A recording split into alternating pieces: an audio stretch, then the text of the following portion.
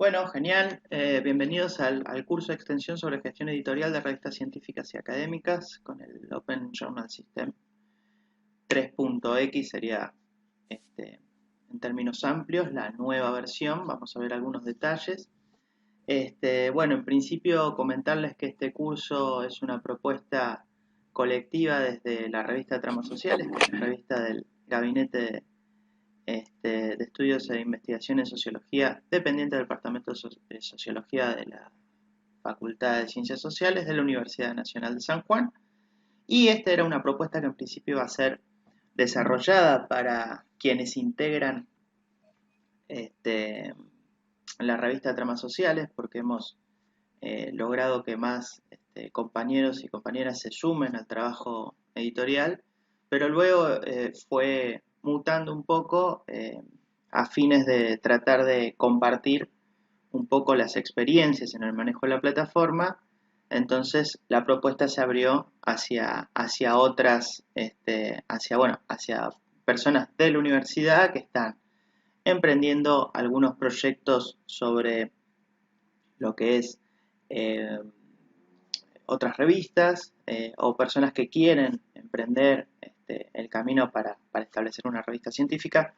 Así que un poco la idea es tratar de compartir todas estas cuestiones. Vamos a ver en alrededor de 5 módulos distintos aspectos.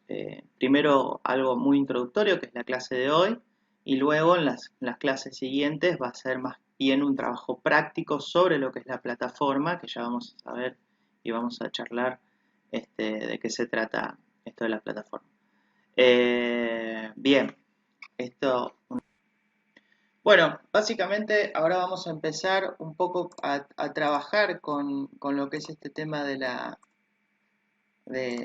un poco por qué una revista científica, ¿sí? ¿Qué es una revista científica y por qué plantear la idea de una revista científica? En principio, en una revista lo más importante son los artículos y las contribuciones de las personas que deciden publicar en esa revista. Por lo tanto, una propuesta editorial, o sea, revista, lo más importante que tiene que plantearse es cómo voy a comunicar estas contribuciones que llegan, cómo voy a hacer ese intercambio y después lo que es el tema de la visibilidad de esas contribuciones que se encuentran en una revista, ¿no?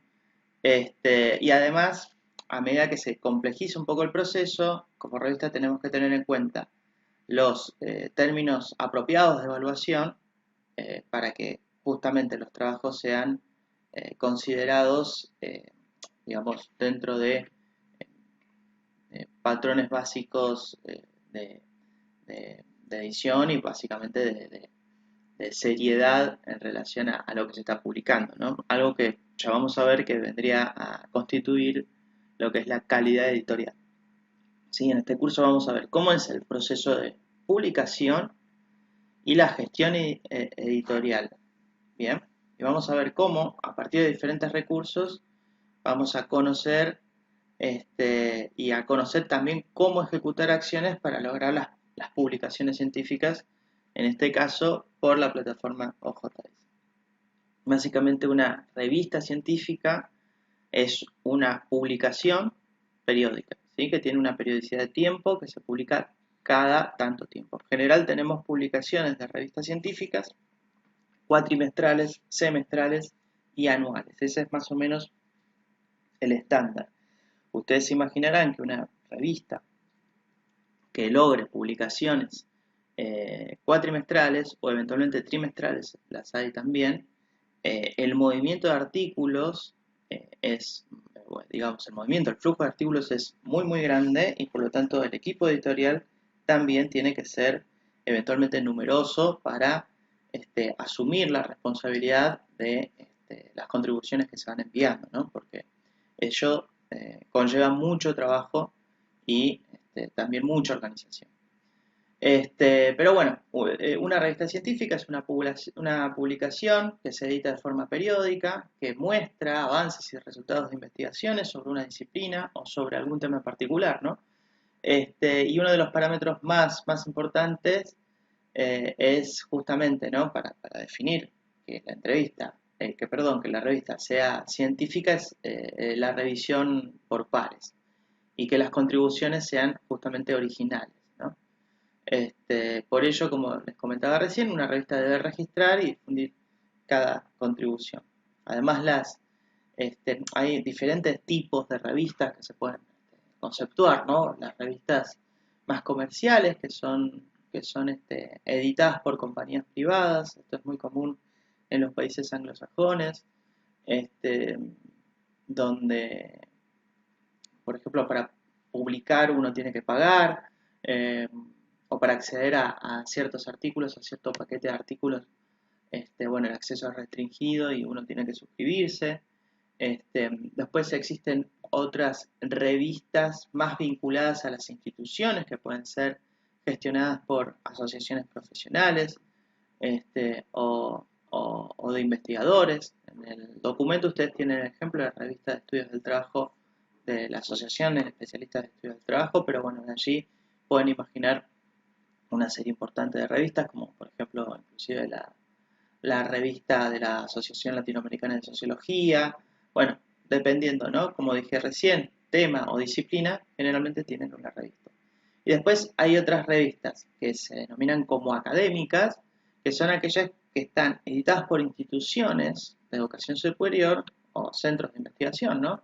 Por ejemplo, Tramas, por ejemplo, la Revisa, ¿no? Las revistas que tenemos aquí en el ecosistema de sociales. Bueno, y así un montón de revistas. De hecho, creo que estas revistas académicas son las que tienen un poco más de prestancia, de permanencia, por el soporte institucional que es muy importante en cualquier propuesta editorial, ¿no? Entonces, la pregunta también decimos, bueno, ¿por qué vamos a armar una revista? Un poco, Natalia había comentado, ¿no? Bueno, porque hay vacancia, porque necesitamos tener una publicación periódica, necesitamos visibilizar las contribuciones de las personas que integran nuestra institución y en base a ello, no solamente visibilizar y compartir, sino que se pueda lograr un espacio de debate, ¿no? Habitualmente las revistas científicas surgen este, con estos objetivos, ¿no? Para tratar de visibilizar esta comunidad de referencia, ¿bien? Este, y difundir las publicaciones o las contribuciones de las personas que integran nuestra institución. Pero vamos a tener algún problema, que es el problema que se observa con frecuencia, que es el tema de la endogamia. La endogamia en el sentido de que personas que publican en la misma revista, que pertenecen a la misma institución sobre la cual se edita la revista, empieza a calificar negativamente en distintos indexadores, como vamos a ver en un momento, justamente porque, digamos, se pone en cuestionamiento la objetividad y la calidad científica de los artículos, ¿sí? Eso ya después, si quieren, lo vamos a charlar en más profundidad. Pero bueno, este es la idea no es solamente a ver, que viene alguien, justamente que no publiquen, ¿sí?, la comunidad de referencia sobre la cual se forma la revista, pero tampoco es que se restrinja solamente a las personas que integran esa institución sobre la cual se edita la revista. Bien, tiene que haber variación, tiene que haber movimiento y eso ayuda un montón para los debates sobre, bueno, avances y resultados de cada investigación. Pero bueno, no es incompatible una revista con perspectiva local, regional, pero se tiene que plantear justamente como una herramienta de intercambio de conocimiento, como un diálogo disciplinar. Por eso siempre es importante, al momento de plantear una revista, a qué universo me voy a dirigir o a quiénes, ¿no? ¿Quiénes pueden contribuir? ¿Quiénes pueden leer? ¿Quiénes pueden llegar a evaluar esto que voy a trabajar? ¿Sí? Y si quiero crear una revista, tengo que conocer también qué revistas hay en el entorno que se ocupan eventualmente del campo de conocimiento que pretendo trabajar. Si no, en base a ello, para definir, ¿no?, si conviene o no crear la revista o bien sumarme al equipo editorial o a la propuesta editorial sobre ello. O sea, la idea es tratar de fortalecer lo que ya está en el caso de que esté, y si no está, bueno, tratar de crear algo que contribuya y que dé respuesta a ese vacío que se puede identificar, ¿no? Muchas de las cosas del documento de trabajo número 1 están recuperadas de un manual de buenas prácticas que editó Aparicio, Banzato y Liberatore, que ustedes lo tienen en la bibliografía hacia el final del documento. Es bastante interesante, y bueno, ellos también forman parte de CAICID, y también comparten y dan los cursos de formación de JS. Este manual de buenas prácticas les recomiendo que lo lean en profundidad y que lo tengan como material de consulta permanente, porque de alguna manera da lugar a muchas de las discusiones que vamos a ver acá, y además brinda, digamos, información valiosa para que ustedes puedan este, eh, resolver los problemas eventuales que puedan llegar a encontrar durante el desarrollo de sus propuestas editoriales. Bueno, ¿qué dicen estos y estos autores? Dicen, si desde el punto de vista epistemológico no se encuentra un lugar en el mundo editorial, acá estoy leyendo textual, en el mundo editorial de la disciplina, y si se ha conseguido que colegas de otros centros del país y el extranjero participan de la propuesta, no solo en el compromiso de aportar artículos, sino también formando parte de los equipos de gestión, la aventura de armar una revista científica comienza. Básicamente es que si nosotros tenemos el nicho para fundamentar nuestra propuesta, tenemos las personas eventualmente, y logramos que no sea una propuesta totalmente cerrada hacia el centro, sino que hacia el centro, hacia la institución, hacia ese grupo, sino que pretende abrirse al exterior, entonces sí, entonces ahí está bueno ya empezar a pensar y a reflexionar en que es posible armar una revista científica que eventualmente tenga algunos criterios de calidad asegurados, podemos decir, ¿no? Ya vamos a ver un poco más este tema. Bueno, ¿y qué pasa con este tema del formato y las tecnologías, ¿no? Eh, Esto no es tan nuevo, las revistas electrónicas no son tan nuevas, y de hecho empiezan a popularizarse cuando aparece Internet, ¿sí? Cuando Internet empieza a ser utilizado de forma mucho más masiva, ¿sí? Pero la realidad es que las tecnologías han avanzado un montón, y por lo tanto han impactado en la creación de las revistas digitales. Imagínense que una revista en la actualidad nunca ha tenido tanta difusión en la historia, ¿sí? Porque, bueno, las revistas científicas son propuestas mucho más antiguas, que han dado lugar a herramientas estratégicas de la formación de muchas sociedades de conocimiento, centros de investigación y universidades. Pero de repente nos encontramos con Internet y encontramos las revistas, y aquí tenemos una cantidad enorme de personas que pueden llegar a leer, una cantidad enorme de personas que puedan descargar el artículo, una enorme variedad de formatos de edición. Permite una gran cobertura una revista digital, ¿sí? Y se pueden ofrecer también diferentes formatos, desde cómo citar, desde que me envíen alertas cuando publican un artículo, cuando publican un nuevo número, para calendarizarlo, y una fluidez nunca antes vista entre autores, lectores, editores, evaluadores. O sea, es enorme y explosivo al mismo tiempo la cantidad de opciones que se abren con una revista científica electrónica, ¿sí? Esto es fundamental tenerlo en cuenta, y es un poco a veces las discusiones que aparecen cuando se decide si la revista es en papel o electrónica, o en ambas opciones, o ambas opciones, ¿no? Y bueno, justamente ese es el punto. Este, Generalmente se argumenta que una revista digital o electrónica es más barata que una revista en papel. Y la realidad es que, dependiendo de la tirada, ¿no?, de la impresión de la revista, la realidad es que la diferencia está solamente en la cuestión de impresión, ¿sí? Porque, eh, digo, en términos cuantitativos de costos, eventualmente puede ser similar, porque dependiendo del soporte que uno tenga en relación a la plataforma, ¿no? Pero si no, debería pagar el espacio en la nube para alojar la plataforma de JS, por ejemplo, ¿no? Entonces eso ya sería un dinero.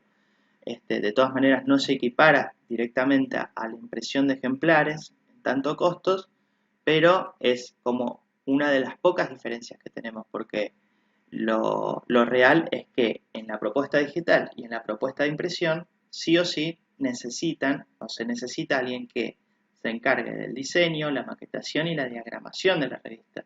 Y eso es un costo importante, ¿sí? Y en ambas propuestas existe. Pero bueno, la realidad también es que las revistas impresas no llegan tanto como las revistas justamente digitales, ¿no? No tienen esta grandiosa coberturas. Sin embargo, son otros circuitos, ¿no? Imagínense que una revista impresa ya puede ir y quedarse en alguna hemeroteca o cuestiones del estilo, y también contribuye a la comunidad en general. Así que, bueno, son discusiones que cada equipo editorial debe tener y proponerse, ¿no? En el futuro. La doble publicación, ¿no? Virtual e impresa es un gran esfuerzo, es muy interesante, pero bueno, siempre está esa opción, ¿bien? No es una cosa no quita la otra, podemos decir, ¿no? Pero bueno, lo importante es que si nosotros queremos lograr una gran cobertura, la opción electrónica es mucho más eh, redituable en términos cuantitativos que la opción impresa, simplemente eso, ¿no? En términos de visibilización, etc. Y bueno, ahora vamos un poco al tema de la calidad editorial. Básicamente la calidad editorial se trata de una serie de formatos, de formas de proceder, ¿no? Que están eventualmente estandarizadas y normalizadas, que permiten cierta previsión, que me permiten identificar las contribuciones que son publicadas y me permiten localizarlas, ¿sí? ¿Cuáles son los requisitos básicos de una propuesta con calidad editorial, o que una propuesta de revista no debe dejar de darle relevancia, ¿no? Justamente son tres aspectos. Una es la periodicidad, es fundamental no perder la periodicidad. Eso es como lo más central que existe en este tipo de propuestas. Ustedes sabrán que la revista, el primer número de cualquier revista eh, emerge sin el ISSN, ya vamos a ver qué es, pero básicamente, a ver, el, en el primer número de la revista, ustedes no tienen el registro seriado de periodicidad que vendría a expresar el ISSN, que es un número de estandarización donde se indica el tipo de producto a editar y luego se indica también la periodicidad, el compromiso de periodicidad sobre el cual ese producto editorial digamos, replicará en el tiempo. Entonces, yo tengo una revista científica y me comprometo en términos de periodicidad a cumplir con la publicación de los números cada 3, 4 meses, 6 meses o un año. Bueno, no lo tengo que perder, porque eso es uno de los aspectos que cualquier base de datos y cualquier indexador general revisa, ¿sí? Eso habla mucho sobre cómo trabaja el equipo editorial y cómo está el proceso de gestión en la revisión de artículos. Entonces, primero y fundamental, sostener la periodicidad, sostener la continuidad en el tiempo de la difusión de las contribuciones. Segundo es la revisión por pares, ¿sí? Generalmente puede ser una revisión abierta o la revisión por doble ciego. La más utilizada es por doble ciego, que justamente es donde quienes se encargan de la tarea de evaluación no conocen a los autores, las autoras no tienen idea de quiénes son, y la persona que envía el artículo tampoco conoce o sabe quiénes son sus evaluadores o evaluadoras. Hay revistas que dicen, bueno, puedo pedir que mi artículo no sea evaluado por tal persona por conflictos de interés o cuestiones del estilo. Hay revistas que, por ejemplo, publican el nombre de las personas que han evaluado un número después, inmediatamente después del número publicado, ¿sí? O sea, si yo envío mi contribución para el número 2 de la revista, el nombre de la persona que me evalúa mi artículo aparece en el número 3, en una parte especial de la diagramación de la revista, si es que así el equipo editorial lo sugiere, ¿no? Generalmente a las personas que evalúan se les otorga un certificado en el que ha contribuido a la revista como persona que ha evaluado, ¿no? Y eso es suficiente registro, pero también se puede publicar y eso no, tampoco está mal. Pero lo importante y lo fundamental es que las contribuciones que llegan tienen que ser evaluadas por personas que conocen sobre los temas, que son, en el mejor de los casos, especialistas sobre esos temas, y que al mismo tiempo no saben quiénes son, y que eso hace que la evaluación sea lo más objetiva posible. ¿Bien? Y otro aspecto que tenemos también es el tema de los colaboradores, de las personas que van a contribuir con sus trabajos científicos a la revista. Bien, entonces dijimos periodicidad, revisión por pares y después el tema de los colaboradores y colaboradoras. Hablamos recién de la endogamia. Lo ideal es que si nuestra revista nace para difundir o se crea para difundir contribuciones de nuestro entorno próximo, de nuestro centro de investigación, de nuestra disciplina, de nuestra región, de nuestra cuestión local, está perfecto, pero las contribuciones no deben ser todas, ¿sí? sobre digamos, la casa que edita la revista. Se tiene que alentar a la participación de contribuciones que vengan desde otro lugar, ¿no? Para lograr esta idea de lo que es el objetivo de la revista, que es el intercambio. Sí, posiblemente, o quizás es posible que la comunidad local eh, pueda leer o le brinde más importancia, digamos, pueda tener acceso a una contribución externa, leyéndolo desde la revista que han creado, que por afuera, ¿no? Bueno, eso, si quieren, después lo vamos a charlar un poco más. No sé si fui claro, supongo que no, con eso último. Pero bueno, la idea es que las contribuciones no sean todas del mismo lugar de origen de la revista, ¿bien? Que aparezcan contribuciones de otros lugares. Eso asegura la calidad editorial de mi propuesta. Otros aspectos que también son importantes es el aporte, el aporte puntual de cada contribución al debate o al conocimiento o a las discusiones en términos disciplinares, ¿sí? Obviamente, mi revista va a tener una jerarquía, si se quiere jerarquía, o va a tener se va a posicionar mejor en tanto y en cuanto las contribuciones sean realmente valiosas para el campo o para la población de destino que estoy pensando, ¿sí? Eso por una parte.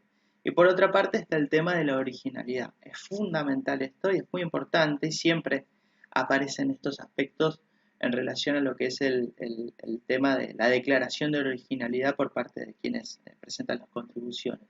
¿A qué vamos con esto? A que esto que estoy presentando en la revista no ha sido publicado en otro lado, ¿sí? Y es una contribución original, única, si se quiere, para mi revista. O sea que eso también es un aspecto importante y que no hay, que no hay que dejar de tener en cuenta.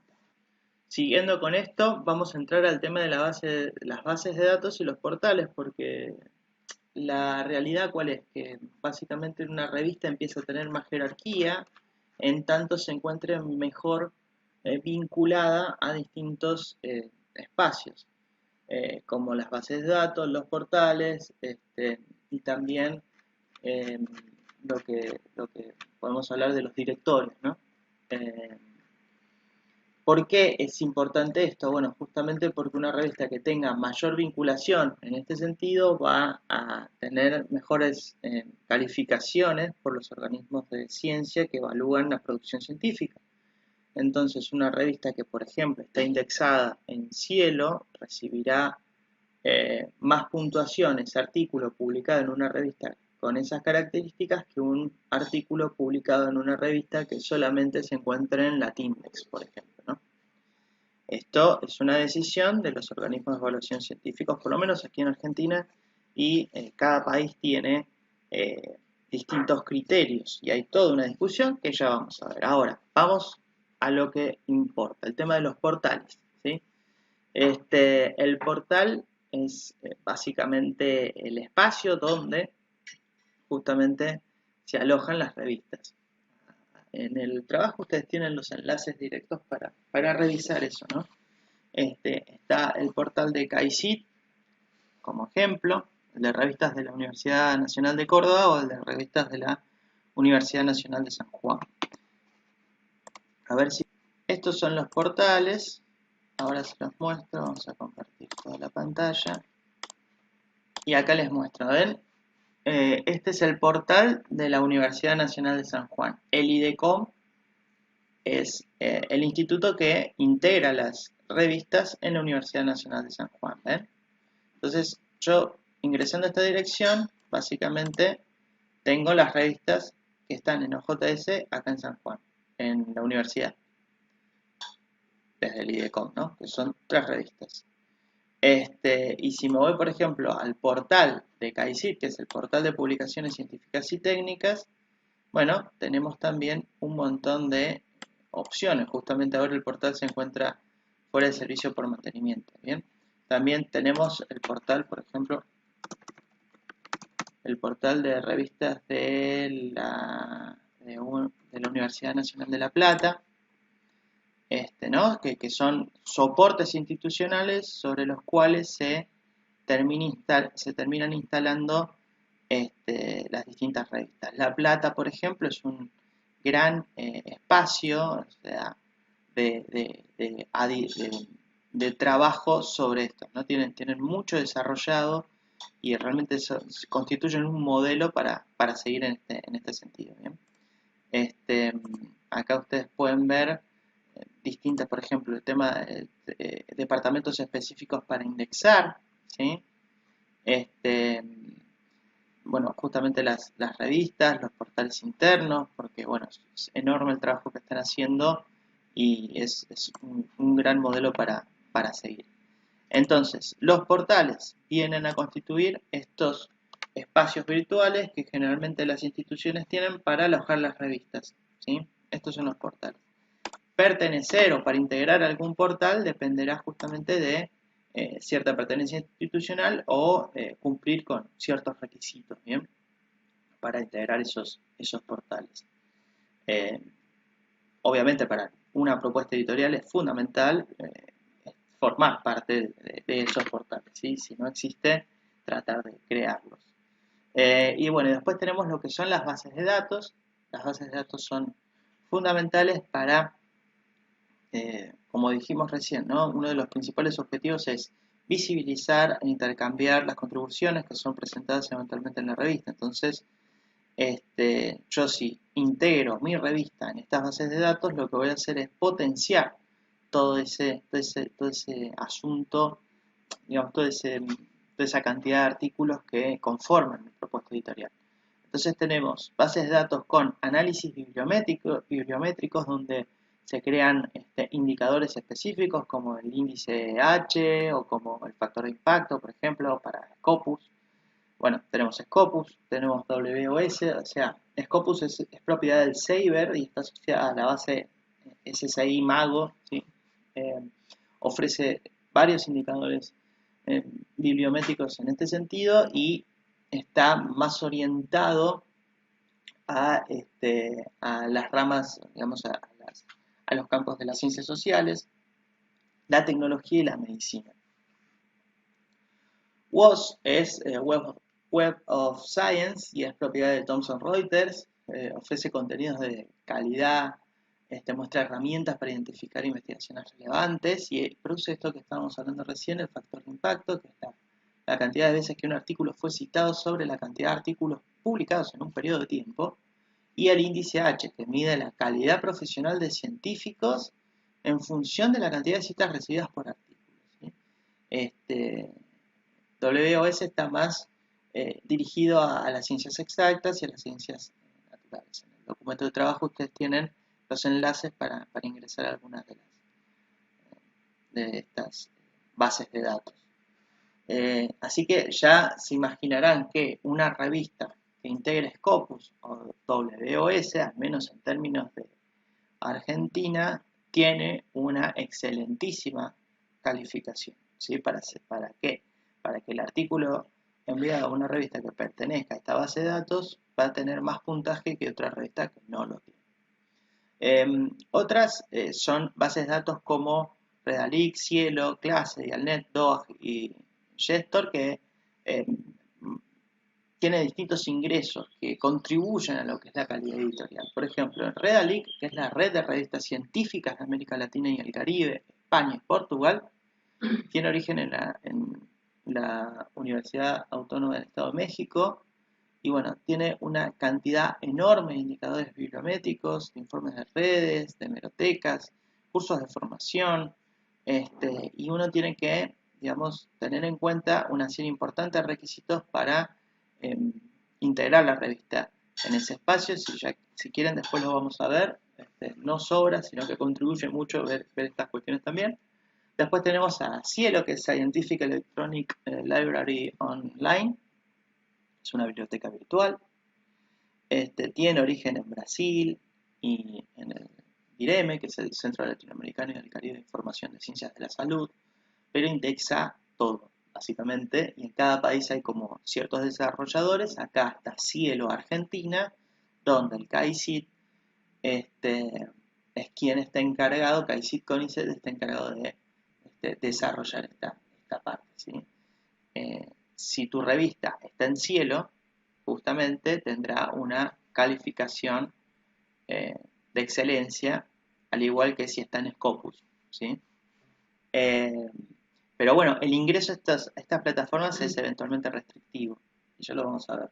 Pero después tenemos Clase, que es citas latinoamericanas en ciencias sociales y humanidades, también de origen en UNAM, y bueno, es una base de datos bibliográficas con distintos criterios de calificación. También tenemos Dialnet, que es otro portal bibliográfico, que es de la Universidad de La Rioja de España, y bueno, va desde artículos, tesis, libros, reseñas, congresos. Ahí se registran un montón de expresiones. También está el DOAG, que es Directory of Open Access Journals, de la Universidad de Lund, de Suecia, donde también incrementa de forma enorme la visibilidad de las revistas, y bueno, justamente incrementan el impacto de artículos. Imaginen qué importante es que nuestra revista esté vinculada a estas bases de datos para que simplemente nosotros, al buscarlo por ejemplo con Google, aparecen un montón de veces los artículos, y eso hace que gane mucha más visibilidad, no solamente los artículos, sino la revista, y eso también además eh, permite que lleguen más contribuciones a la propuesta editorial. Y Gestar es estadounidense, también digitaliza artículos y aplica ciertos controles de calidad a cada publicación. Después tenemos otra que es una base de datos de resúmenes, ¿sí? Estos son varias cuestiones, depende de por ejemplo, de cada disciplina. Tenemos la Sociological Abstract, la Educational Research Abstract, que vendría a ser ERA, la GeoBase para geofísica. Podemos tener la biblioteca virtual de Claxo, bueno, un montón de cuestiones donde puedo asociar mi revista a estas bases de datos, ¿sí? Después tenemos lo que son los directorios, que los directorios empiezan a regir en términos más generales. Tenemos BIMPAR, que es la Bibliografía Nacional de Publicaciones Periódicas Argentinas, argentinas registradas, y también lo maneja CAICIT CONICET, y reúne información sobre las revistas, sus características como periodicidad, lugar de edición, año de fundación, todas esas cuestiones. Después tenemos la TINDEX, que tiene 3 bases de datos, que una viene con el directorio, ¿sí? Datos bibliográficos, revistas registradas, la otra es de catálogo, con requisitos de calidad editorial, enlaces a revistas electrónicas, etc. Y otras cuestiones que justamente enlaces a revistas para seguir indagando. La TINDEX también tiene origen en México. Y después tenemos el NB, bueno, acá aparece NB, que sería el núcleo básico de revistas científicas argentinas, que aparecen un listado bastante interesante de revistas aprobadas por este organismo, y que según CAICIT, estas revistas están en condiciones de formar parte de Cielo, ¿bien? Cielo Argentina. Y después tenemos la European Reference Index for the Humanities and the Social Science, que vendría a ser el IPLUS, creada por distintos organismos científicos de la Unión Europea. Y bueno, justamente como todos los directorios, como todas las bases de datos, el objetivo es lograr mayor impacto, mayor visibilidad, ¿sí? Ya después vamos a ver un poco a qué nos referimos con los requisitos para ingresar a cada espacio. La realidad cuál es, que si yo comienzo mi revista, y esta es una discusión que nos compete a todos quienes estamos en esta parte del trabajo editorial, es que, bueno, justamente yo voy a necesitar que la revista logren mayores indexaciones. ¿Para qué? Para que las personas empiecen a enviar sus contribuciones y para que el valor de las contribuciones que envían las personas a mi propuesta editorial tengan cada vez mejor puntaje en términos de evaluación. Y, porque, bueno, así de alguna forma está determinado cómo funciona esto de, la, de los indexadores, ¿sí? Obviamente que pertenecer a un indexador le otorga una jerarquía en base a este tema también y porque cumple una serie de requisitos bueno, que mejoran un poco, bastante si se quiere, lo que es los términos de la calidad editorial, ¿bien? Pero tampoco digamos, es criterio de seguridad de que las contribuciones que allí se presenten sean de igual o mayor calidad, ¿sí? O sea, una cosa es que la propuesta editorial tenga un montón de características súper positivas que hacen a la producción, a la gestión editorial de una forma excelente, pero los artículos no quiere decir necesariamente que sean igual de excelentes, ¿sí? Si bien se trata de que sí lo sean, porque a mayores criterios, mayores herramientas de, digamos, propuestas para lograr mejores evaluaciones, mejores comparaciones de archivo y cuestiones fundamentalmente que tienen que ver con velar por la originalidad de los artículos y evitar situaciones de plagio, ¿bien? Ya lo podemos revisar en detalle eso.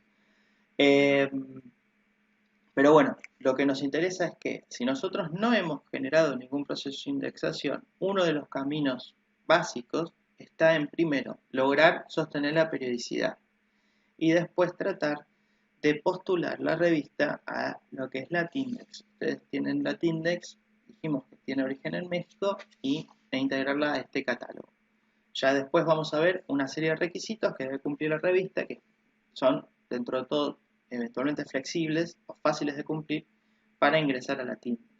Después de Latindex sería conveniente seguir trabajando para tratar de integrar el núcleo básico y de allí a Cielo, ¿sí? Cielo Argentina. Este mini recorrido, que lleva mucho trabajo, ¿sí? Es un recorrido posible de hacer en tanto y en cuanto se sostenga la periodicidad y se cumplan al menos una serie de criterios básicos para lograr ingresar a estos espacios. De forma tal que, dependiendo la cantidad de publicaciones que uno tenga, ¿sí? Si es una publicación semestral va a ser más rápido, si es una publicación anual un poco más lento, vamos a tener oportunidad de postularnos estas bases de datos, estos directorios, y así lograr una jerarquía importante y asegurar el flujo de contribuciones a la propuesta editorial. Ya después vamos a ver ese tema de los criterios. Vamos a seguir un poco más con la clase, vamos más o menos por la mitad, nos sobra el tiempo, así que vamos a poder discutir y debatir bastante, así que por lo menos a la mañana, ¿bien? A ver, la pregunta es, ¿por qué las revistas se vienen a plantear como herramientas de evaluación del desempeño científico? Básicamente, como dijimos, ¿no? La idea fundamental de una revista es el intercambio, estos avances y resultados de la investigación, pero con el tiempo hay contribuciones que tienen más peso para cada disciplina o tema que otras. ese más peso viene a ser dado por la cantidad de citas que tiene. Por lo menos es una de las formas para medirlo, ¿no? A medida que tiene más citas, quiere decir, o al menos se estima que esa contribución tiene justamente una proyección o una importancia en ese campo bastante importante porque se toma como referencia constante y a partir de eso se sigue trabajando en otras líneas o en otros aspectos. Entonces, un artículo con más citas viene a ser como, bueno, justamente más importante en tanto contribución. Entonces, de repente, como existen estos artículos, existen otros artículos un poco más periféricos. Y empezaron a tratar de organizar este fenómeno. Si antes en los años 70 es un poco la historia de cómo empiezan a trabajar con estas cuestiones, entonces se habla, bueno, de artículos núcleo, artículos que van a destacarse sobre el resto por sus contribuciones digamos, más importantes en términos disciplinarios y después van a haber periferias de artículos, ¿no? Una primera periferia, una segunda periferia, ¿no? Bueno, en base a estos criterios que empiezan a charlarse, se crean, ¿no? Una, una, una idea de la Science Citation Index, y después el Institute for Scientific Information, que sería el ISI, digamos, se crean espacios para hacer este tipo de mediciones y para determinar estas jerarquías internas en el entorno de las contribuciones científicas. Es interesante porque el ISI fue después comprado por Thomson Reuters, que tiene revistas y que no están dentro de lo que vendría a ser el ecosistema del acceso abierto.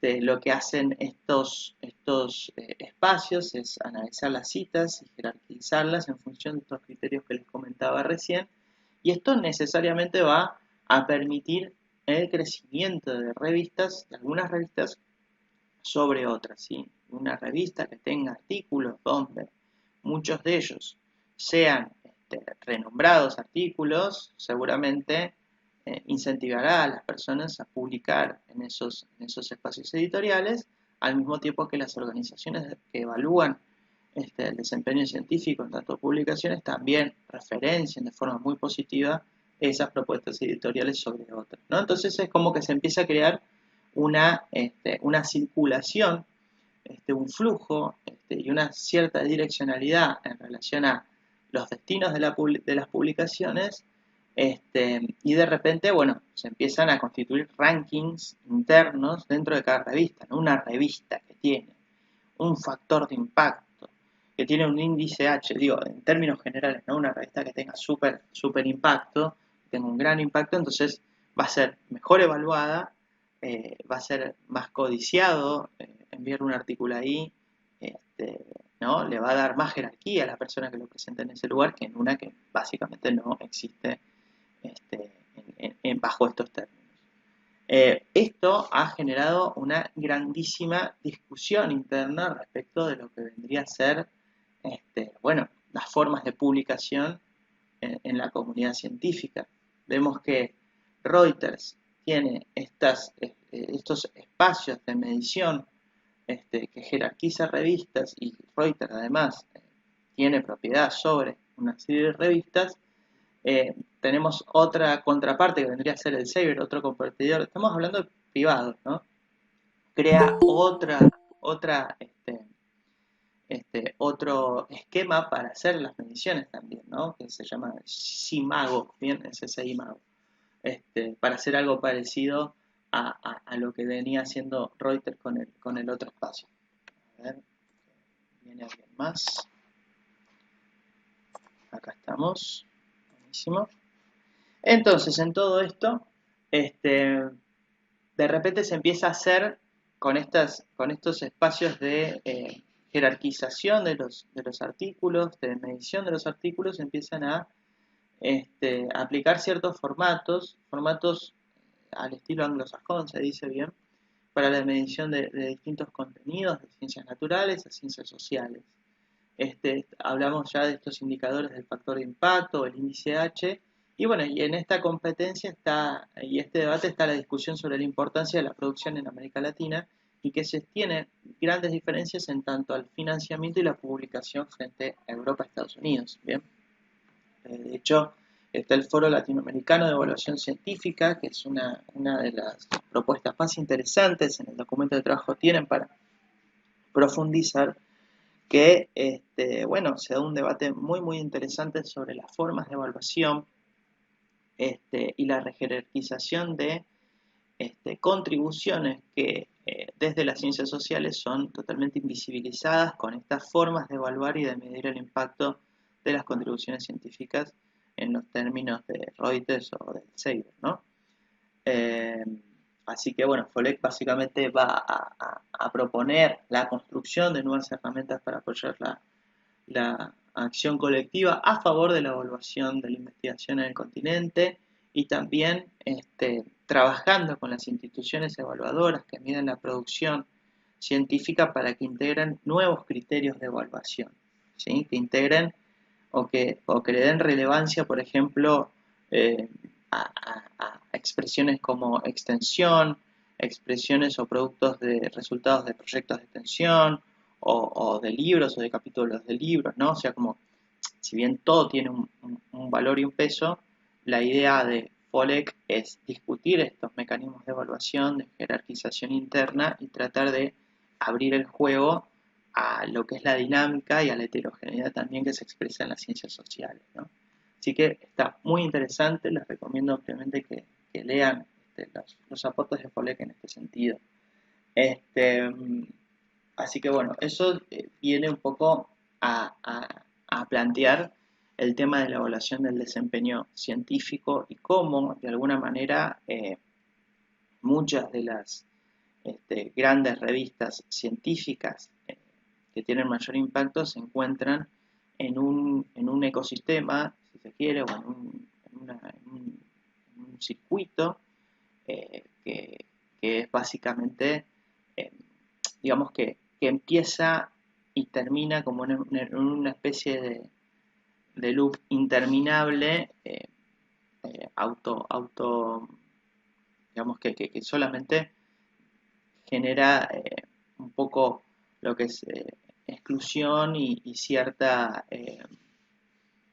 digamos, cierta restricción para el acceso a la información. Y justamente con esto es que se empieza a discutir el tema del acceso abierto, ¿sí? Porque el problema está en que muchas de las revistas científicas con mejor factor de impacto son las que te cobran para publicar, las que cobran para ser accesibles en ciertas universidades y centros de investigación, y son las que mejor son evaluadas, como venimos diciendo, por estos organismos científicos de evaluación. Entonces, la discusión sobre los costos empieza en Estados Unidos también, y en Europa, y a inicios en los años 90 y se empieza a intensificar en la actualidad y empiezan, bueno, justamente a tratar de debatir y a ver cuáles son las alternativas que tenemos en relación a ello. Por lo menos esa es la discusión que se da por allá.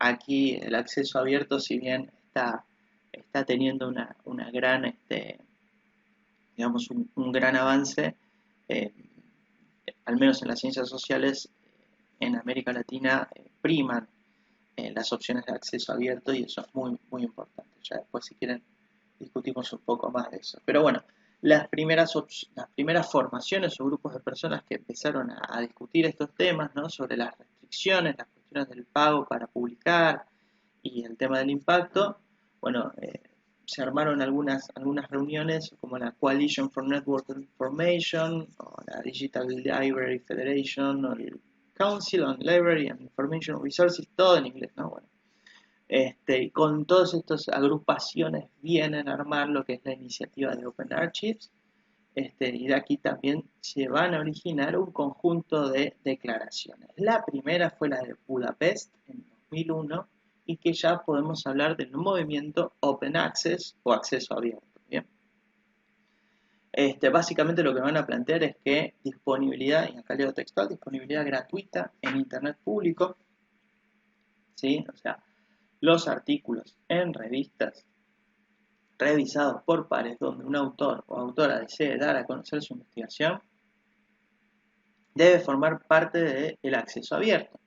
¿Y qué es esto? Disponibilidad gratuita en Internet, permitiendo a cualquier usuario leer, descargar, copiar, distribuir, imprimir, buscar o usar el documento con cualquier propósito legal o técnico fuera de las que son inseparables de las que implica acceder a Internet mismo. Bueno, son detalles más bien eso del acceso a Internet, pero bueno, el tema es que la producción sea accesible, gratuita, que cualquier persona la pueda leer, descargar, copiar, distribuir, imprimir y utilizar esa contribución, ¿sí?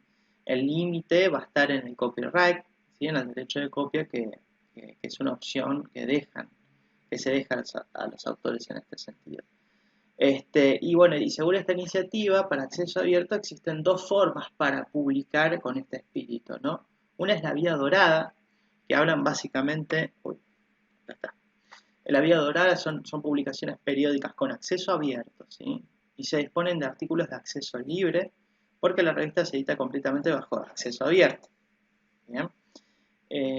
A partir de un pago por parte de los autores o institución vinculada. Pero la cuestión es que la revista está en la idea de acceso abierto, por lo tanto, la revista se compromete justamente a que las publicaciones, eh, las contribuciones enviadas a esa revista sean accesibles a todos y todas, ¿sí? Sin cobro.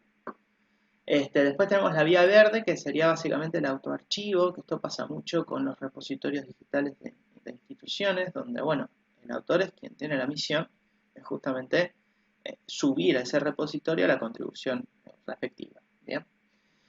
Ambas opciones no son en sí mismas contradictorias, pero bueno, son distintas formas de publicar bajo este espíritu de acceso abierto. Esto pasó en el 2001, ¿bien? Ahora, a lo largo de los años se sigue trabajando en esto, se empiezan a profundizar en detalles, como por ejemplo la declaración de Betsé en el 2003, donde básicamente establecen qué condiciones debe cumplir una publicación de acceso abierto, ¿bien? Justamente hay dos aspectos fundamentales que van a decir. Primero, para que los usuarios tengan el derecho libre, irrevocable, universal y perpetuo de acceso y licencia para copiar, utilizar, distribuir, transmitir y presentar el trabajo públicamente y hacer y distribuir obras derivadas. Y después está el tema de que las copias de sus contribuciones se depositen en un repositorio, ¿no? Apoyado por una institución académica.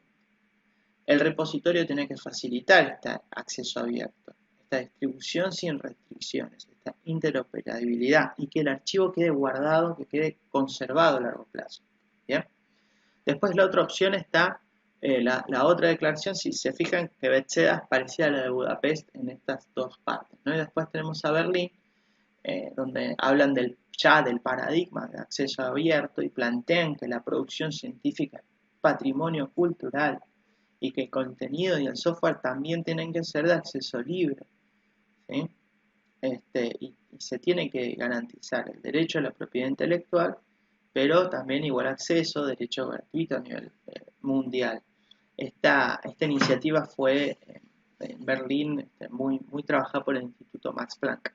Y bueno, después tenemos otra declaración en el 2005 en San Salvador de Bahía, donde, bueno, acá por primera vez se ve lo que es algunas reflexiones en términos de América Latina, y bueno, y se hablan de ciertas limitaciones económicas, idiomáticas, institucionales, estructurales o de políticas, y que justamente el acceso abierto viene a democratizar y a facilitar mucho el intercambio de las contribuciones. Entonces, en este sentido se reconoce la importancia del acceso abierto, se adhiere a la idea del acceso abierto, y se plantea que, digamos, los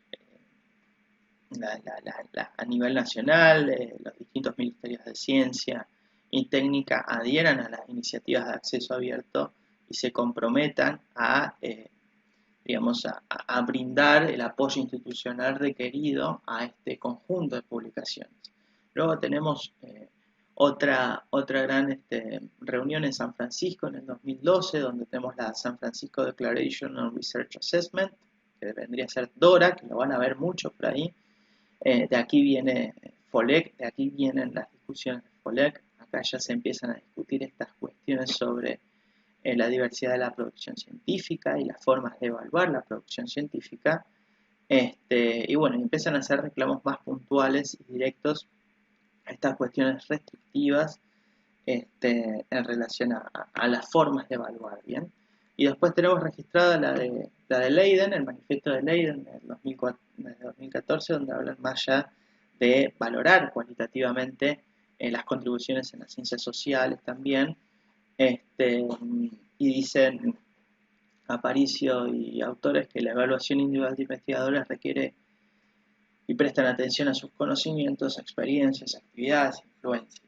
¿Qué quiere decir esto?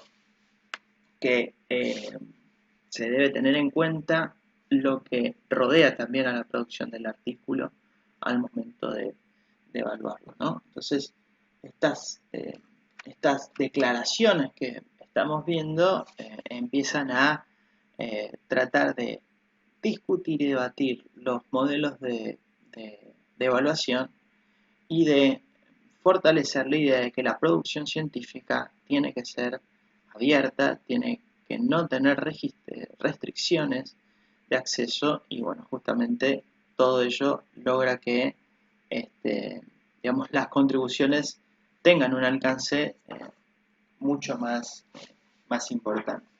Sin embargo, bueno, siempre existirán digamos, diferencias en tanto y en cuanto los organismos de evaluación sigan dándole una importancia superlativa a los indicadores, como el factor de impacto, el índice H, que ya nos dijimos, este, en estas propuestas restringidas, más privadas, donde uno tiene que pagar para acceder a un artículo, donde uno tiene que pagar para publicar, bueno, y demás. Hasta aquí más o menos un poco estuvimos viendo lo que es una propuesta general de una revista científica, la importancia de integrar las bases de datos, directorios y, y plataformas, y un poco lo que viene a ser la discusión sobre el tema del acceso abierto y la cuestión de los derechos. Hay una cosa muy importante en términos de trabajo con este espíritu que viene con la Ley Nacional de Repositorios Digitales, que en Argentina tenemos el Sistema Nacional de Repositorios Digitales. Ahí en el documento de trabajo van a poder acceder a él. Bueno, y es un poco esta idea, ¿no? En términos nacionales, en el 2013 se sancionó una ley para crear estos repositorios, para que todas las instituciones tengan justamente un espacio virtual donde compartir y donde subir y compartir y cuidar las publicaciones que se generan en las instituciones y que sea de acceso abierto, perpetuo, ¿no? Y además, este repositorio argentino se suma a la red de América Latina de repositorios de acceso abierto de la ciencia, que es la red justamente. Y bueno, y en todo este ecosistema tenemos un repositorio acá en la Universidad Nacional de San Juan, bueno, con la idea, ¿no? de incluir la producción intelectual resultante del trabajo, formación y proyectos de la universidad. Este, Justamente el objetivo es reunir, organizar, gestionar, preservar y dar acceso, estoy leyendo, ¿no? A colecciones de objetos digitales vinculadas con la producción intelectual, científica, académica e institucional, generada por los miembros de cada una de las unidades académicas, y permitir el acceso abierto a todos los usuarios finales, tanto dentro como fuera de la universidad. Entonces tenemos URO, que es uro.unsj.edu.ar, y el repositorio de sociales, como para tenerlo en cuenta, bueno, ahí lo van a tener al enlace, básicamente es 1, 2, 3, 4, 5, 6, 7, 8, 9, barra 9, y ahí van a entrar al repositorio de sociales. Fíjense qué importante y cuánto se ha avanzado con esto digamos, en la universidad y un poco en Argentina, ¿no? Con esto de darle importancia a las producciones, que sean visibles, que sean accesibles y que se logren conservar de correcta forma en la web.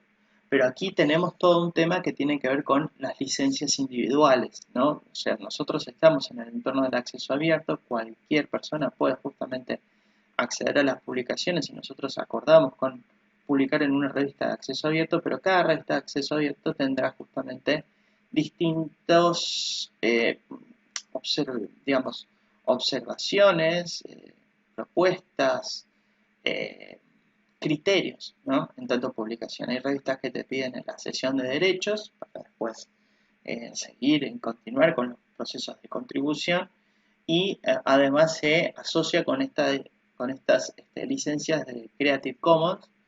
Eh, Creative Commons es una organización sin fines de lucro estadounidense que viene a tratar de dar cierto marco legal a la producción científica publicada por Internet. ¿Bien?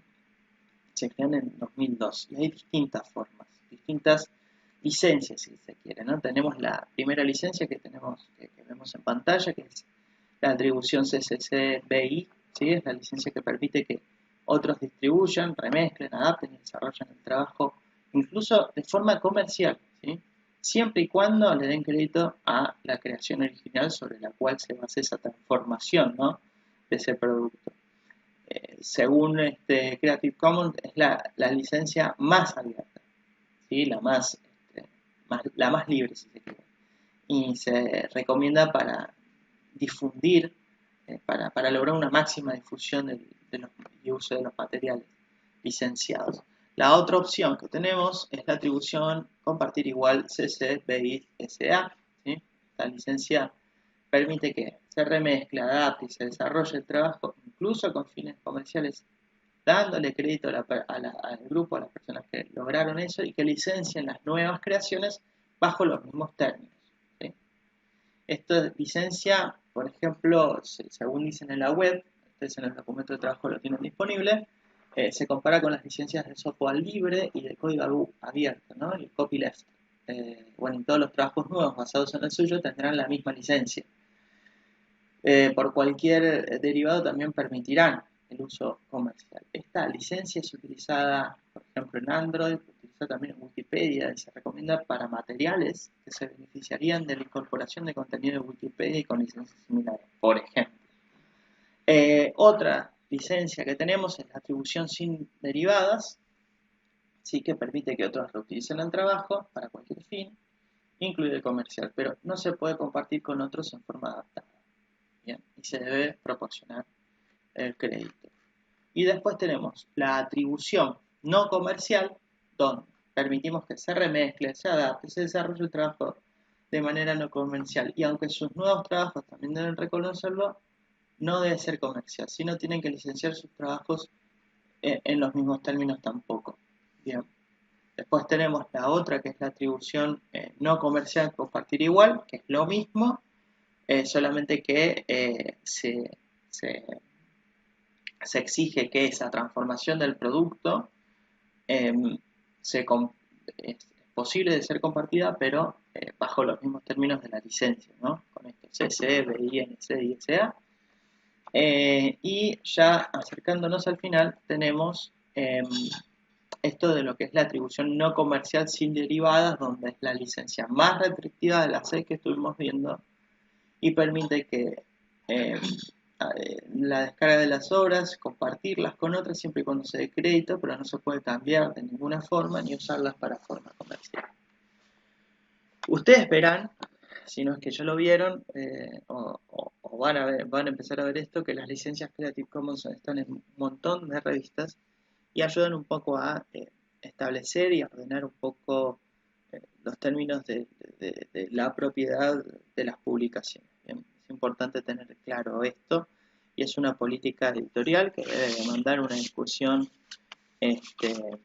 consensuada justamente entre ese equipo de trabajo, dependiendo de las características de cada revista. Pero es muy, muy importante tener en claro esto para, bueno, evitar problemas que tengan que ver con publicaciones futuras. Bien.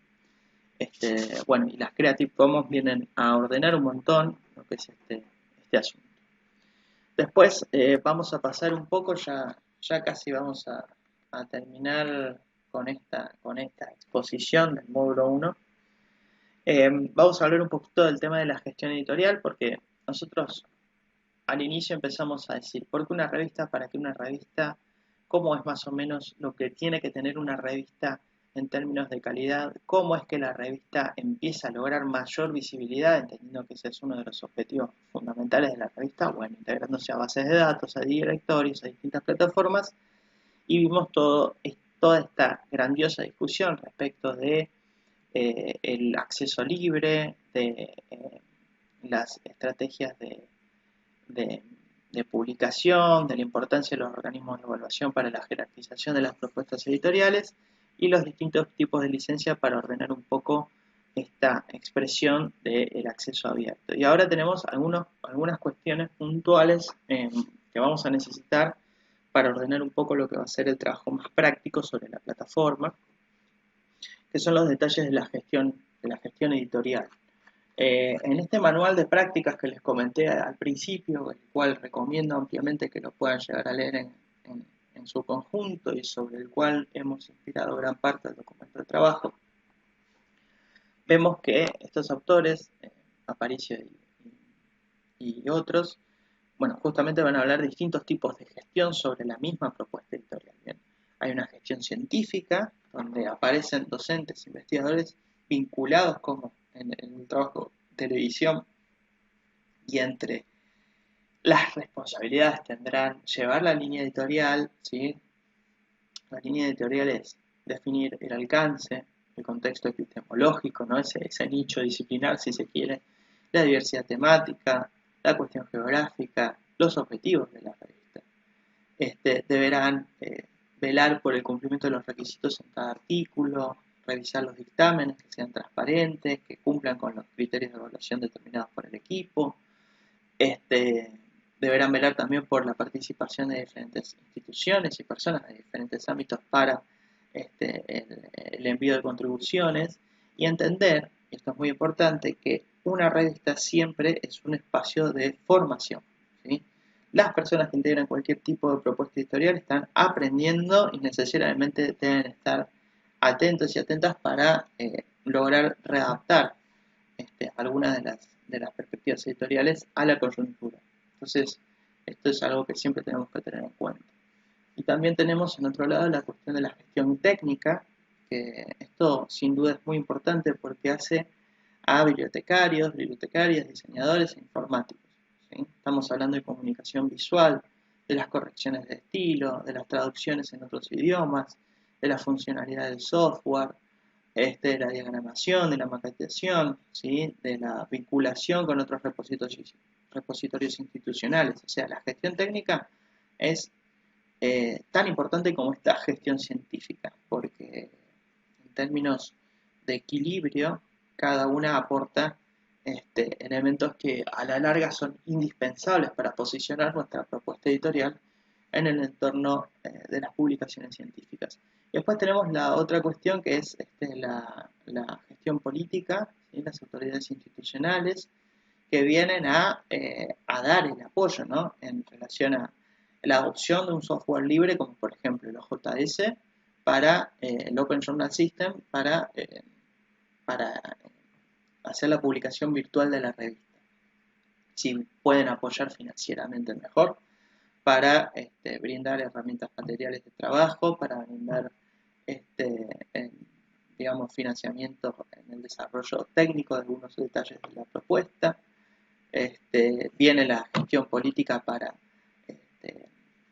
apoyar la creación de los repositorios e implementar en cada uno de ellos distintas estrategias. Entonces sí importa, ¿no? Digamos, esta gestión editorial está combinada entre lo científico, lo técnico y lo político, y sin dudas cada una de las partes necesitan estar relativamente equilibradas para que la propuesta editorial final tenga o llegue al menos al éxito y logre algo que es muy importante, que es el sostenimiento en el tiempo, ¿sí? Ya después, si quieren, vamos a hablar un poco de eso. Bueno, y ahora ingresando un poco a lo que, digamos, al motivo y al origen puntual de este curso, que es el Open Journal System. Básicamente es un software de código abierto que lo usamos para gestionar y publicar revistas científicas. Y en este sentido, bueno, justamente, ¿no? En términos virtuales o en términos en Internet. La idea del Open Journal es la reducción del costo de gestión del proceso de edición. ¿Sí? Tenemos en esta plataforma todas las distintas etapas, todos los distintos momentos del recorrido de un artículo que antes se hacían por correo electrónico o correo postal, mucho antes, Y bueno, y ahora lo tenemos todo virtual. Y podemos en esta plataforma tener una visión global sobre el proceso y sobre el movimiento de un montón de situaciones que se van generando, desde el ingreso de los artículos, el envío a los evaluadores, etc. Este, Así que con esto no solamente reducimos costos, sino también agilizamos mecanismos y políticas que aseguran la calidad académica. ¿Sí? Este, el Open Journal, el Open Journal System es revistas abiertas, sistema de revistas abiertas. Bueno, si alguien tiene más conocimientos de inglés, buenísimo. Bueno, entonces se lanza en el 2002 por la Public Knowledge Project, que es la PKP de la Universidad de British Columbia, y bueno, y de ahí hay un montón de otras instituciones que se encargan de desarrollar este software libre. Hay una comunidad muy activa, hay foros muy, muy buenos y muy interesantes donde cualquier tipo de duda, pregunta es eventualmente respondida. Eh, Algo que es muy, muy, muy positivo para quienes estamos, bueno, trabajando con esto y siempre tener respuesta y soporte, ¿no? Así que bueno, básicamente el Open Journal es una plataforma de gestión total de un artículo de una revista científica. También este PKP, ya de paso les cuento, este proyecto también desarrolla otras plataformas como por ejemplo el Open Monograph Press, que hace lo mismo pero con libros, ¿sí? O boletines, o otro tipo de producción editorial. Es como lo mismo que el Open Journal pero con libros, ¿bien? El, el ICE tiene instalado el OPM, sería, ¿bien? En algún momento no sé si sigue vigente, y estimo que sí. También la Universidad de La Plata tiene estas herramientas aplicadas. Eso es por una parte. Después también tenemos lo que es el Harvest, algo así como Harvest Publication, que tenía que ver con sistemas de gestión para congresos y sistemas de gestión para videos. ¿Bien? Es interesante. Recomiendo ampliamente que sigan leyendo los distintos proyectos que rodean al PKP, que son muy útiles, que tienen muchísima potencialidad y espero que en algún momento podamos utilizar todo esto, ¿no? Porque es software libre, porque realmente permite compartir, acelerar y cuidar las publicaciones que se generan en estos entornos y es muy, muy valioso. Bueno, ¿cuáles son las características de los JS?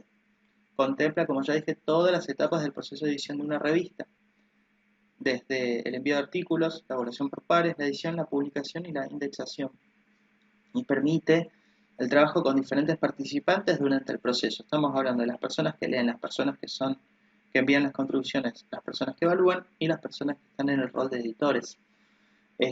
Podemos seguir las decisiones de cada uno de los roles actuantes, si se quiere, ¿no? Y las notificaciones y todo eso va quedando registrado en, en ese entorno. Es una plataforma flexible, ¿sí? Que puede alojar varias revistas, como vimos en el caso de la UNCJ, y nos otorga muchísimas facilidades visuales. Lo que ustedes ven en, en el, en el OJS, vieron que empieza el curso con esta idea de 3.x. Bueno, a medida que se va actualizando la plataforma, generalmente se hace que la plataforma sea más intuitiva, más fácil de usar. Y con ello viene muchísimo lo que es el arreglo en términos visuales. Bien, si comparan una versión vieja a una versión nueva, las 3.1.2 con las versiones 2.8, 9, van a ver un cambio visual importante. Bueno, de eso van también las actualizaciones.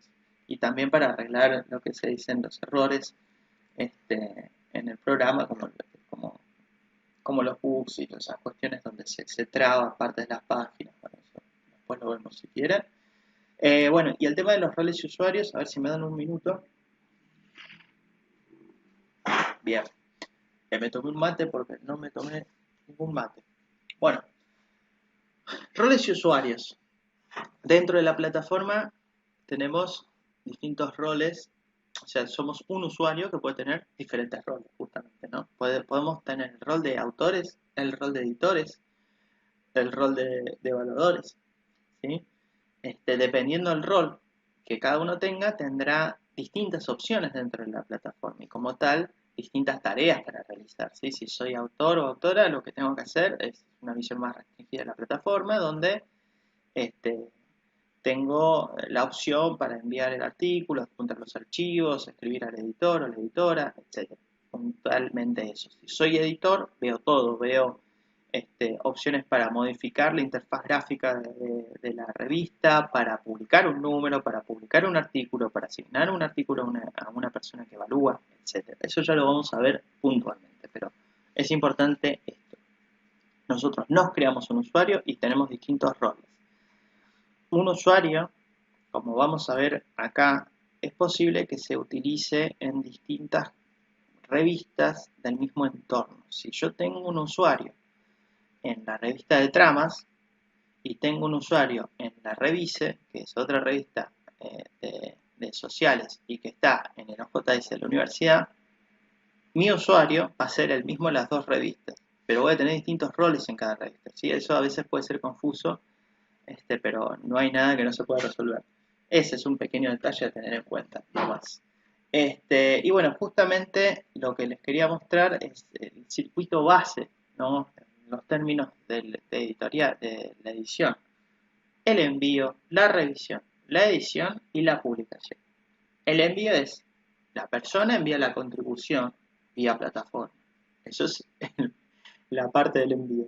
Después está la revisión. Dependiendo cómo se organiza el equipo editorial, la revisión pasa por un primer filtro, donde una de las personas del equipo revisa que ese artículo cumpla con las normas de envío, ¿sí? O sea, lo que yo le pedí a quienes enviaron esa contribución, cumplir como cantidad de páginas, sangría, formatos, tipos de cita, etc. Cuestiones básicas, no de contenido, sino de formatos.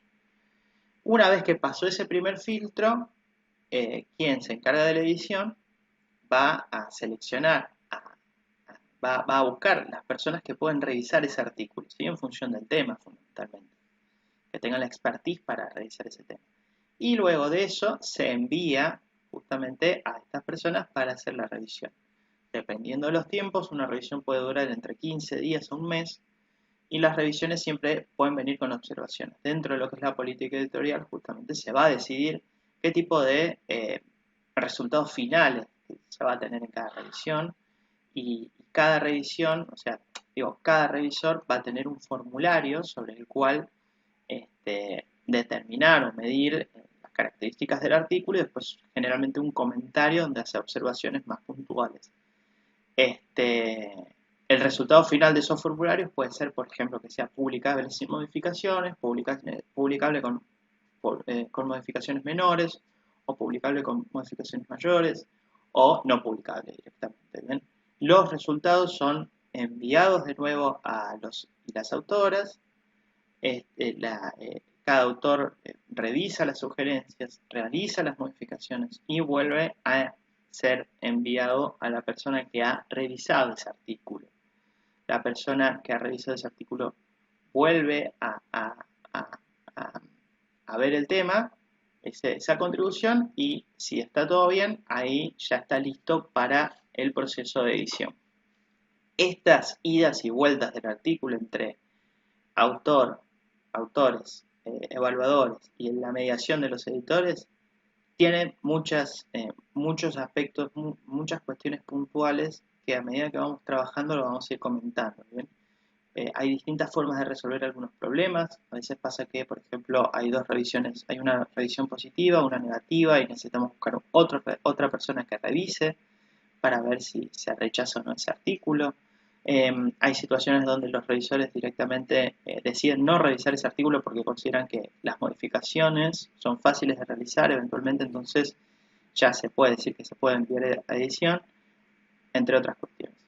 Lo importante es que el equipo editorial lo tenga claro, porque dependiendo del flujo de artículos, esto puede resultar ser una tarea bastante catastrófica, complicada. ¿Bien? Pero bueno, la organización puede prevenir estas cuestiones.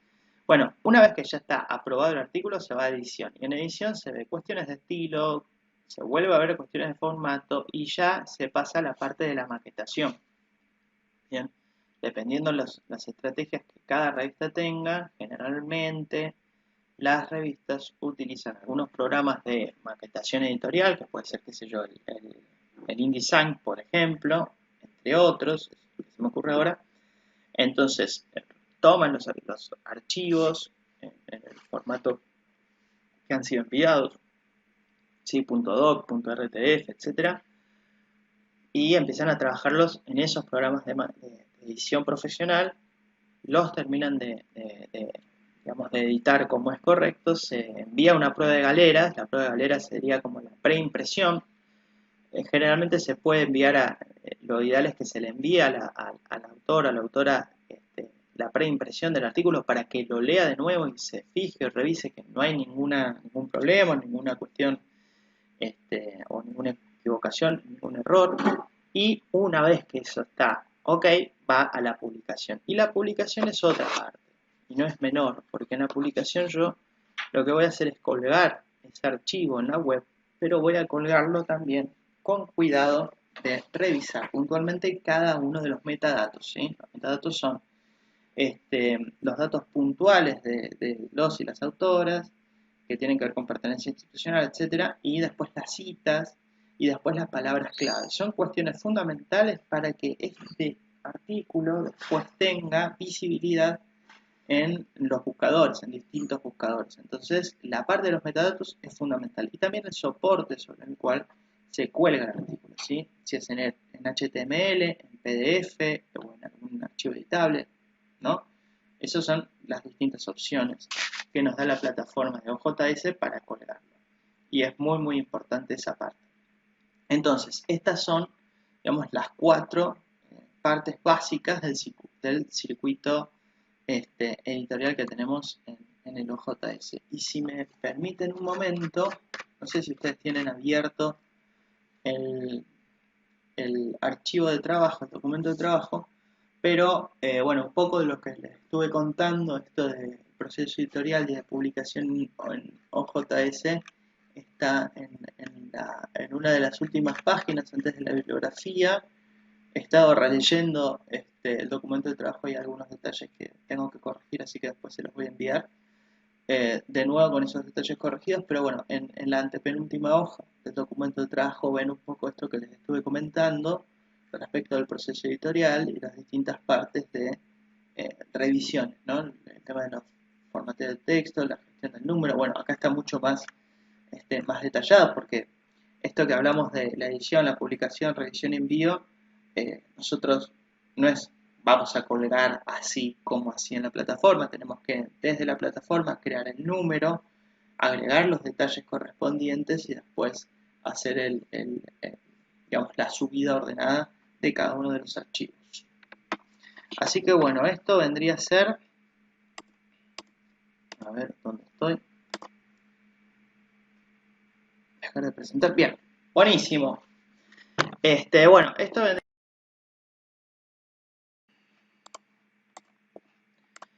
Les dije primero, espero que lo puedan ver, les dije primero que lo ideal, ¿sí? O sea, ya tenemos el proyecto armado, por ejemplo, como decía Arturo recién, algunas cuestiones para tener en cuenta. Bueno, el proyecto fundamentado, ¿no? Hacia dónde va dirigida, la periodicidad que se estima, cuestiones de prácticas éticas, las cuestiones de las distintas secciones de la revista, por qué, para qué, cuánto, cómo, todas esas cuestiones que nos van a ver en los distintos ejes y después los comités, el comité editorial, la dirección general, después el comité académico, tratando de que existan personas externas a la institución.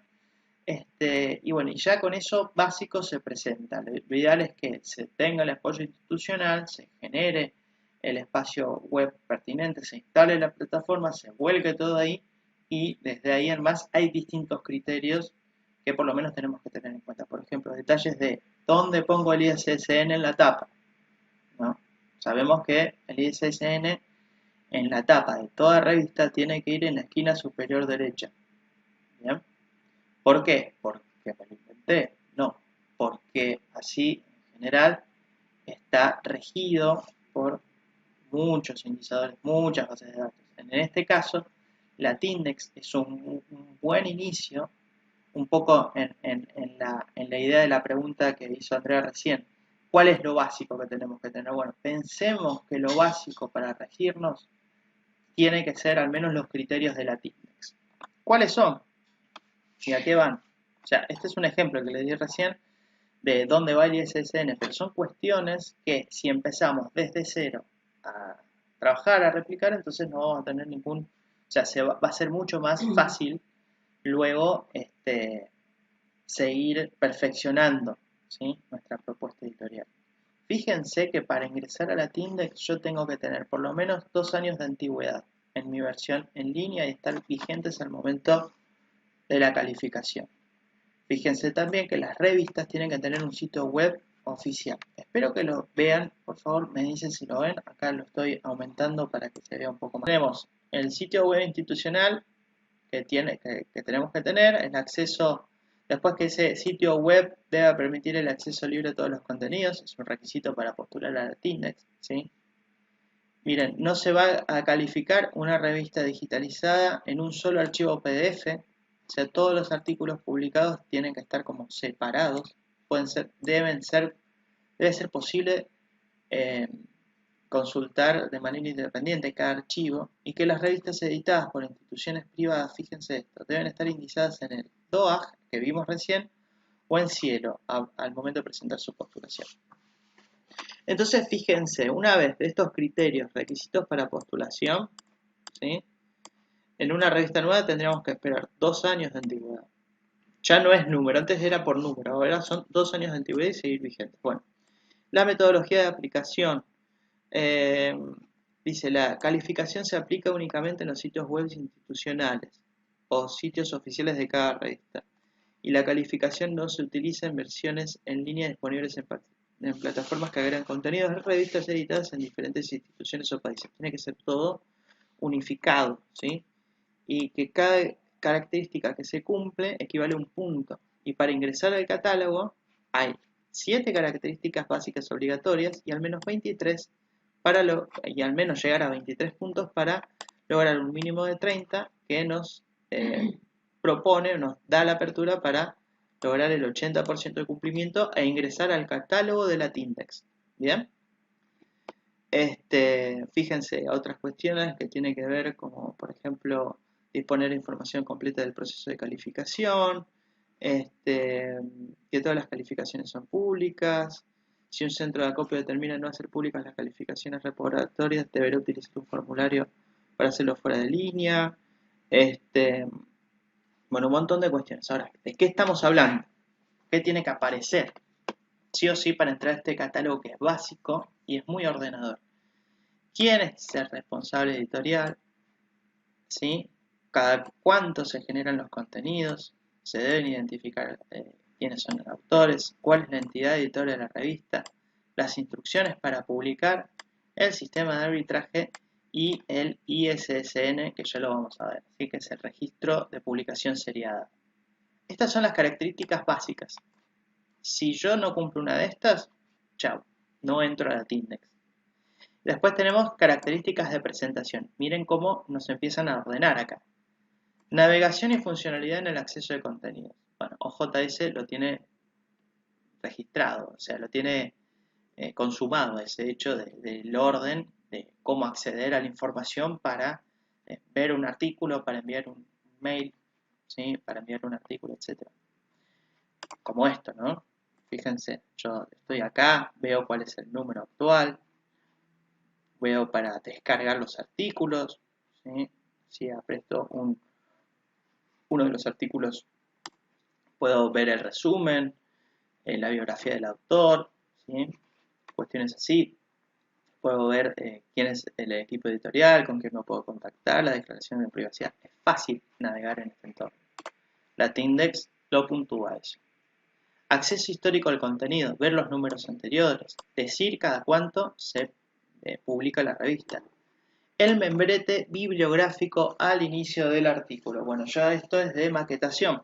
En el PDF tiene que estar arriba, al inicio del artículo, qué revista es, cómo se llama, ¿sí? Digamos, por ejemplo, en este caso, los archivos de este número de este artículo, por ejemplo, que está en PDF. Entonces, al inicio del artículo tenemos el nombre de la revista, el año, el ISSN, las páginas, el nombre del artículo y los autores. ¿Ven? Eso se puntúa y eso es importante. La afiliación institucional de los miembros de los cuerpos editoriales, eso lo tenemos en otra parte que es en la parte de la presentación en la web. La afiliación de las personas que son autoras, las fechas de recepción y aceptación de originales, eso es importante. Desde el primer momento, ¿ves? Por ejemplo, acá nosotros lo tenemos en este ejemplo que les estoy mostrando. Bien, esos son detalles a tener en cuenta. Entonces, si nosotros empezamos con la revista, ya de entrada tenemos que tener en cuenta estas cosas para que después, en 2 años, sea más fácil postular. Definición de la revista, lo que estuvimos hablando recién, los documentos con autoría externa, eso es los archivos, la apertura editorial, los servicios de información, ¿sí? Indexación y entre otras cuestiones. El cumplimiento de la periodicidad se van a revisar las políticas de acceso, el código de ética que estuvimos charlando y la detección de plagio. Nuestro caso es más artesanal si se quiere, pero hay sistemas que te permiten hacer comparaciones online sobre el contenido de cada artículo y en función de ello dar un dictamen puntual sobre eso, ¿no? Es decir, si nosotros recibimos el artículo y más del 80%, creo que es así, depende, o más del 60% se relaciona directamente a otra publicación, entonces será rechazado, ¿no? Cuestiones del estilo. Hay programas especiales que vienen con esto. La otra forma de artesanal es, bueno, leyendo y haciendo comparaciones en buscadores.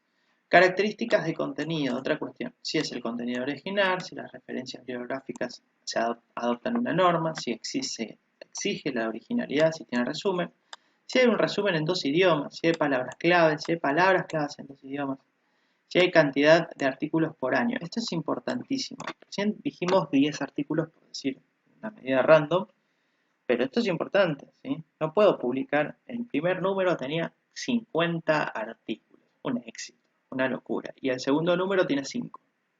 Y el tercero tienen 9. Entonces, eso no está bien visto porque es preferible establecer un criterio normativo y cierta continuidad. Bien, entonces digo, bueno, nuestra revista va a publicar entre 10 a 15 artículos por año, por ejemplo. Perfecto, si se sobrepasa la cantidad, se deja para el número que viene. ¿Bien? Pero esto está bueno que esté unificado, porque hace a la previsibilidad, ¿bien? Y hace a que el trabajo editorial sea prolijo en esos términos. Características de revistas en línea. Esto porque lo tenemos en línea, ¿no? Protocolos de interoperabilidad que está resuelto con OJS. Uso de diferentes formatos de edición está propuesto. Por ejemplo, podemos subir acá, como está acá, ¿no? El archivo en PDF y podemos agregarlo en HTML, por ejemplo, ¿no? O sea, eso es valioso y es posible. Servicios de valor agregado, servicios de interactividad con la persona lectora, y si está el buscador, si está el uso de identificadores uniformes de recursos, que serían las palabras clave en ese sentido, el uso de estadísticas y las políticas de preservación digital.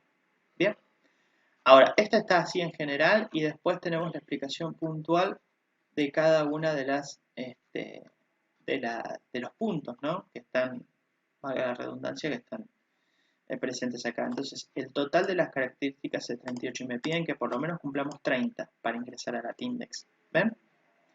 Entonces, básicamente yo, para postular a la Tindex, tengo que ver esto, tengo que revisar mi revista y ver en qué puntos estoy bien y en qué puntos estoy flojo. Ver si lo puedo resolver y si lo puedo resolver, perfecto. Lo resuelvo y una vez que esté resuelto, voy a la presentación. Bien.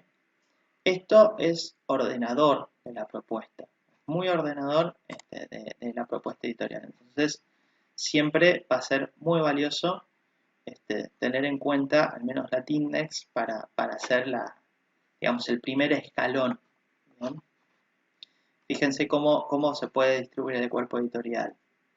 Bien, dirección, edición, otros miembros del consejo, el comité científico, que puede ser llamado comité asesor o comité internacional, el equipo técnico, las autoridades, ¿no? Generación continua de contenidos, ¿no? Fíjense esto, si la revista tiene al menos 2 años de publicarse, no calificará para la TINDEX. Si la revista presenta atrasos en publicación del último año, debió publicar correctamente el año anterior. Bueno, acá hay más detalles, ¿no? Por ejemplo, en el caso de Tramas, que es una revista anual, se puede realizar la evaluación a partir del fascículo 3, a partir del tercer año de existencia. Nosotros estamos ahora en el número 4, por lo cual podríamos postular a la TINDEX. Bien, es un ejemplo. Si es mensual, fíjense a partir del fascículo 25. Una locura sería esto, ¿no? Si es semestral, a partir del número 5 de la revista. Bueno, y así. Esto es la TINDEX, ¿bien? Lo básico, lo indispensable. Fíjense lo que pasa con otra que es mucho más exigente, que es Redalic, la red de revistas científicas de América Latina y el Caribe, España y Portugal. Tanto la TINDEX como Redalic tienen origen en México. Fíjense, con la TINDEX empezamos con la antigüedad, 2 años, cuestión de revisión por pares. ¿Sí? El proceso de dictamen debe explicitar el tipo de determinación que se lleva a cabo, sus fases, posibles resultados y cómo se dirimen los casos de controversia. Esto está buenísimo y es súper importante. Bueno, nosotros lo tenemos en acerca de la revista. ¿Ven? Sobre la revista. Ahí sale todo eso. Por ejemplo, tenemos porcentaje de contenido científico. Un criterio de Redalec dice que al menos el 75% de las colaboraciones deben ser resultados originales de productos de investigaciones científicas. Chao. Ese es el criterio. Exige exegeneidad en la publicación. Al menos el 70% de los trabajos publicados en cada número son colaboraciones ajenas a la institución editora. Bien. Cumplimiento. Y fíjense otro detalle. Con al menos un autor ajeno a la institución. Detalle a tener en cuenta. Cumplimiento de periodicidad. No efectuar cargos por procesamiento de artículos. Adicionadora, fíjense a la declaración sobre la evaluación e investigación, esto que estuvimos hablando de la declaración de San Francisco, que creo que era de 2012, o 2000, sí, 2012. Fíjese esto, XMLJATS, que es un formato particular. Datos de identificación, título, ISSN, institución editora, política de acceso abierto. Y esto solamente los criterios básicos de admisión. Y después ya tenemos contenido científico, el tema de la exogeneidad, exigencia de originalidad, la cuestión del consejo editorial, al menos el 75%, bueno, y así. No vamos a ir punto por punto porque son un montón. Pero si quieren buscar algo para regirse, pueden empezar por la TINDEX o empezar por Redalic. Redalic es una locura en términos de detalles, ¿no? Pero bueno, estas dos plataformas sirven mucho para ordenar la propuesta, ¿bien? Y una vez que esté ordenada, bien ordenada la propuesta, será mucho más fácil categorizar. Fíjense cómo después termina, ¿no? Los criterios básicos se tienen que cumplir todos, los criterios altamente valorados se tienen que cumplir, bueno, cuestiones del estilo. Eso es Redalic. Y después tenemos la otra que es Cielo, que era la que comentamos que es la mejor puntuada. Hay un montón de aspectos para cumplir en Cielo, ¿bien? Se habla de los objetivos, se habla del comité consultivo del Cielo, pero a ver, vamos a ir a los criterios. A ver si puedo sacar esto. Ahí está. Perfecto. Dependiendo del país, ¿no? Van a haber algunos criterios muy puntuales, pero por ejemplo, la revista indexada del Cielo tiene que tener ISSN, nombre de la entidad, estatuto de institucionalidad, modelo de financiación, misión, cobertura temática, entre otros, ¿no? Las instrucciones a los autores, tiene que tener todos estos detalles. Esta es otra forma de ordenamiento muy, muy positiva. El flujo editorial, composición del equipo editorial, ¿ven? Las áreas, cómo es el tema de la evaluación de los manuscritos. ¿Ven? Por ejemplo, dicen en una parte, registrar los datos del autor correspondiente y demás autores, incluyendo email y número de registro en ORCID.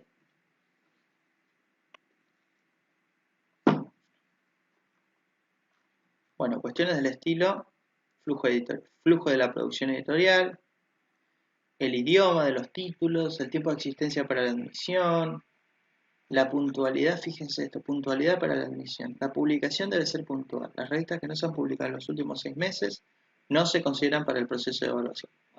Y así, y así, y así.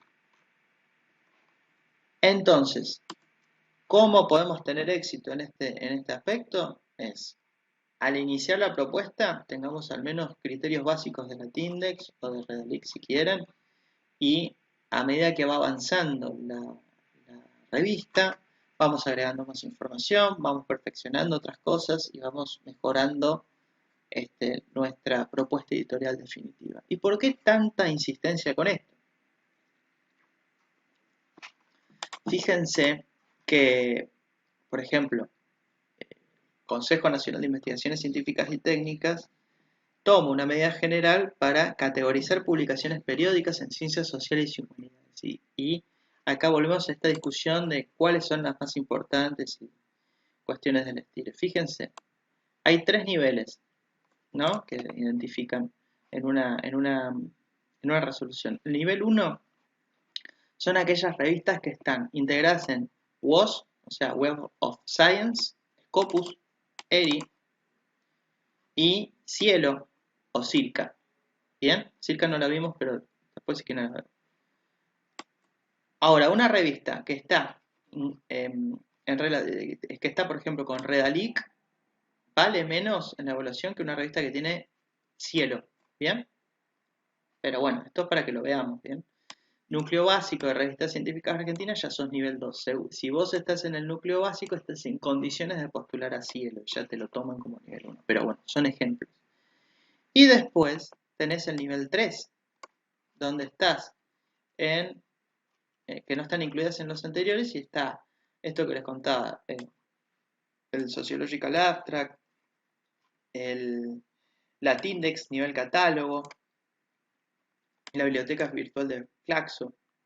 Bien, necesariamente que ponele, la Tindex es menos exigente en criterios, como pudimos ver, que Redalic. Y Redalic es virtualmente, porque ya a esta altura me parece que no, pero Redalic es virtualmente menos exigente en criterios que Cielo. ¿Sí? Y bueno, ahí está fundamentado la separación de niveles. Obviamente, publicar en una revista que está bien indexada tiene tiempos de publicación mucho más lentos que una revista que no lo está. ¿Por qué? Porque justamente la cantidad de contribuciones que se envían a esas propuestas son mucho más numerosas que en aquellos proyectos editoriales que tienen una indexación deficiente. Entonces, ahí hay otro tema respecto de las cuestiones de la publicación y la evaluación, ¿no? Pero bueno, esto es más o menos algo que me parece muy importante, que tienen que tener en cuenta, y que tienen que, bueno, eh, digamos, aplicar, pensar y repensar al momento de la publicación de cada propuesta editorial, ¿bien? No sé si tienen alguna pregunta, duda o Fran, comentario. una consulta. Y una vez que cumplís con todos estos requisitos, ponele que vas rankeando para Latindex, que es como el primero que tenés que postular. ¿Cómo se hace eso para postular la revista? O sea, cómo es el procedimiento, así a grandes rasgos? Claro, primero nos fijamos en qué condiciones estamos. Si nosotros prevemos que llegamos a los puntos, Ah, bien, enviamos bien. simplemente un formulario y ya está.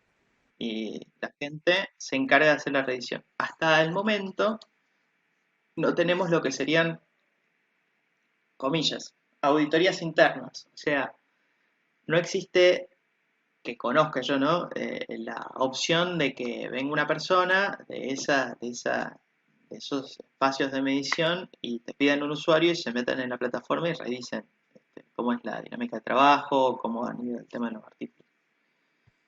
No existe Ujú. eso todavía, creo.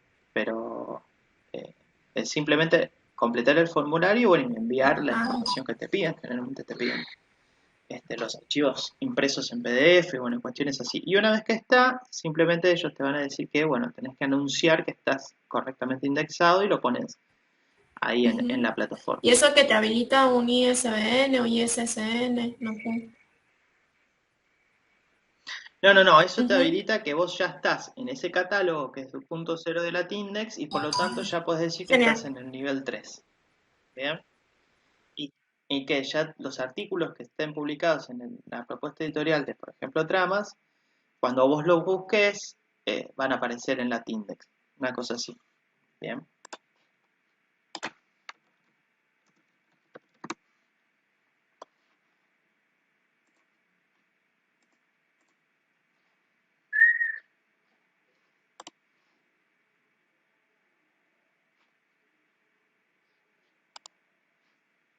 Fran, te puedo hacer una pregunta quizás muy básica, pero las revistas de nivel Sí. 1, un ejemplo de cuál sería una de ciencias sociales, humanidades, por ejemplo, y qué origen tiene. ¿Algún ejemplo como para poder... Bueno, una revista de nivel 1 es la Revise, por ejemplo, que está en Cielo. ¿Y cómo es el proceso? Y bueno, el proceso que seguimos en ese momento fue ese. Primero la Tindex, después tratar de ingresar núcleo básico, no está el núcleo básico, después ha ingresado otras indiciaciones y después logró ingresar a Cielo. Y después, bueno, tenés otras revistas, a ver, déjame que busque un par.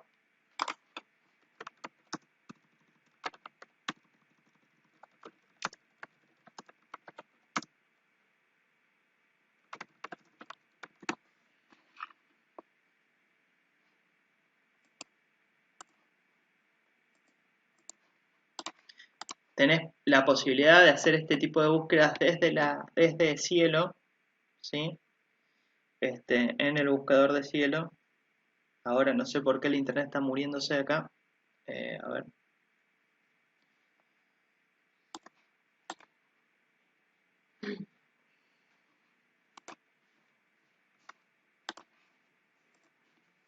Acá buscas por materia.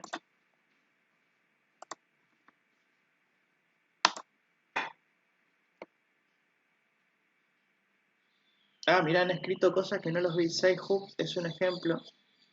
Sci-Hub, claro, sí, esa es otra. Oh, claro, sí. Sería la de. Para ingresar a. Acá, por ejemplo, tenés la revista de la SAP, la revista Pilken, que es de Ciencias Sociales, que es del sur. Revista de Trabajo y Sociedad, que es de Santiago del Estero. Y es de Estudios de Trabajo, claro. Este, Trama de la Comunicación, que es otra revista muy, muy buena. Miren qué bien. Población y Sociedad, también. Bueno, Fran, tenés el micrófono ahí lo tienen para silenciado. buscar, ¿sí? En ese enlace. Oh, por favor, había dicho tantas cosas súper importantes. No, mentira. Eh, a ver, ahí en ese enlace encuentran todas las revistas que están indexadas en Cielo, que son de Argentina y de Ciencias Sociales. Bien. Lo mismo pasa en Redalic y en otros lugares donde puedes encontrar eso. Y después creo que había otra web que creo que se llamaba Donde Publico, que a veces está actualizada, donde pones el nombre de la revista y te dice qué nivel es, o lo puedes buscar por niveles y esas cosas.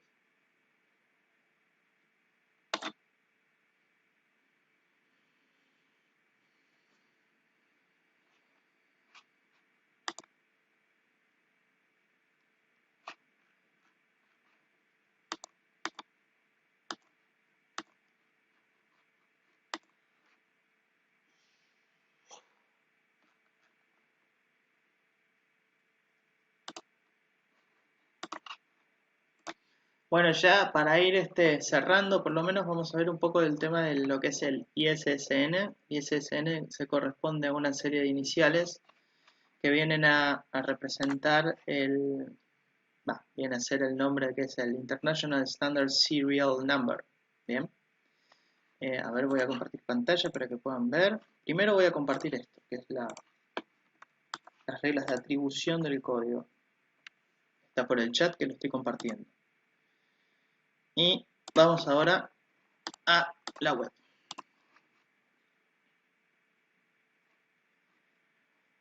Bueno, espero que lo estén viendo.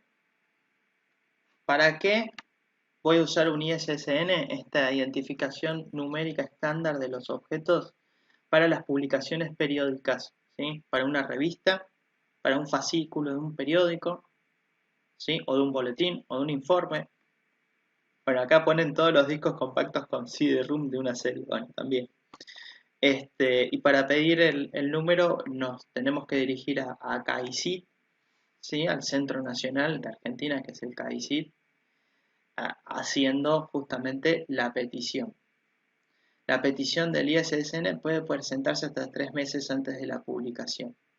Y una vez que está realizado, se hace el registro, ¿sí? Se hace la imputación del registro. Tenemos distintos números de ISSN que pueden ser determinados si es una versión en papel o una versión en línea del mismo producto, ¿sí? Por ejemplo, yo tengo una revista en papel y en línea, bueno, tengo dos distintos ISSNs. Si tengo una revista en distintos idiomas, tengo distintos ISSNs para cada edición. Y bueno, y siempre que se gestione un ISSN, se puede pedir cambios como quienes editan, el lugar de publicación, la periodicidad, ¿no? Todos esos cambios se tienen que indicar siempre que se realice algún tipo de modificación. Y en relación a las cuestiones que nosotros tenemos que enviar para gestionar este número, este registro virtual del número, somos, ¿qué dice acá, por favor? A ver que busco ahora los soportes, claro, manual de catalogación, pero yo no sé si...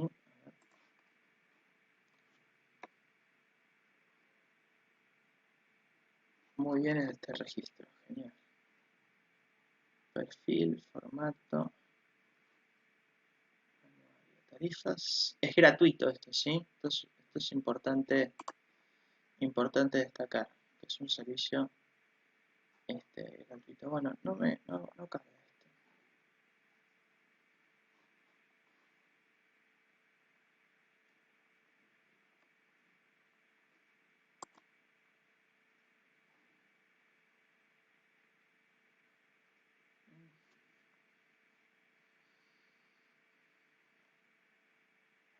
Bueno, no nos acompaña el internet, como es usual. Así que bueno, yo después les envío este enlace para que puedan revisar el manual de catalogación con tranquilidad. Pero bueno, básicamente es eso. Nosotros tenemos que llenar un formulario con el nombre de la obra que queremos presentar, en este caso el nombre de la revista, quién edita, desde dónde se edita, cuál es el centro, digamos, de edición, el soporte que va a tener la revista y bueno, los documentos que dan prueba de eso, ¿no? O sea, en este caso se envía la revista en PDF, por ejemplo, ¿no? A un correo donde te indican desde esta web, ¿bien? Y bueno, una vez completado eso, si hay algún faltante desde la organización te indican, por favor, debe enviarnos tal o cual información, se hace la evaluación pertinente, se otorga el ISSN y después eso tenemos la obligación de colocarlo, pegarlo en la publicación que vamos a editar finalmente. Y una vez que tengamos editado con el ISSN incorporado, lo reenviamos de nuevo a la organización para que justamente puedan digamos, compartir, digamos, cerciorarse de que justamente ha sido compartido de forma efectiva. Bien, así que eso es el tema con el ISSN. Ahí tienen para navegar y seguir investigando sobre esos temas. No sé si tienen alguna duda o pregunta, ya para pasar ahora a la cuestión, digamos, más práctica y a tratar de charlar un poco cómo nos podemos organizar con este flujo de trabajo y digamos, para las cuestiones que quedan todavía. Bueno, genial, entonces, Ahora entonces vamos a la presentación un poco de lo que es el trabajo práctico para que lo vean. Es un trabajo práctico más o menos testimonial. La cuestión es que ustedes puedan, bueno, revisar algunos detalles de las cuestiones que estuvimos charlando recién. Espero que puedan llegar a ver la pantalla. Fíjense que, bueno, que estuvimos viendo estos pasos básicos para conformar una revista, el tema de la calidad editorial y el contenido, la cuestión de los indexadores, la importancia de los repositorios, las licencias de Creative Commons, el software de edición OJS, un poco charlando de lo que se trata en este tema, ¿bien? Ahora tenemos un mini práctico, ¿sí? Que son estas preguntas. ¿Qué aspectos deben tenerse en cuenta para proponer una revista científica? Hablamos de un montón de cosas, ¿sí? En base al documento de trabajo, fíjense cuáles son los aspectos que creen más relevantes, y bueno, un poco de lo que estuvimos charlando acá en clase. Decir qué es el OJS, al menos enunciar de qué se trata el OJS, indicar qué es acceso abierto y qué diferencias hay entre esto que hablamos, ¿no? De la vía verde y la vía dorada de publicación dentro del acceso abierto, ¿bien? El ISSN, que lo vimos recién, eso no está incluido en el documento de trabajo, así que tienen ese enlace para tratar de replicarlo, para decir qué es el ISSN. Si quieren ser muy literales, van a decir qué es el ISSN y nada más. ¿Sí? Está bueno que puedan llegar a ampliar un poco más. ¿Qué es el tema de las Creative Commons? ¿Y qué licencias? Esto es una cuestión muy puntual. ¿Qué licencias quedarían mejor por una revista como Tramas Sociales? Que es la revista que estamos trabajando nosotros, pero en el caso, por ejemplo, de las revistas de ustedes, bueno, ¿qué licencias quedan mejor? ¿Sí? Las que están y las que van a estar, como en el caso de Arturo, ¿no? Bueno, ¿qué licencia quedaría mejor? ¿Bien? O qué licencia tengo y por qué. Esa sería más o menos la idea. Después, ¿qué es un repositorio? ¿Qué es un indexador? Y dar algún ejemplo en cada caso. Esto es muy puntual, muy específico, es más o menos un mini recorrido por las cuestiones que estuvimos charlando recién. Eso por una parte. Esto lo tienen que presentar. A ver, perdón, porque tengo 1000 páginas abiertas acá. Ahí está. Bueno, esto me lo tienen que enviar antes del inicio de la clase que viene, ¿sí? Así que yo ya voy a mandar un mail indicando sobre esas cuestiones puntualmente.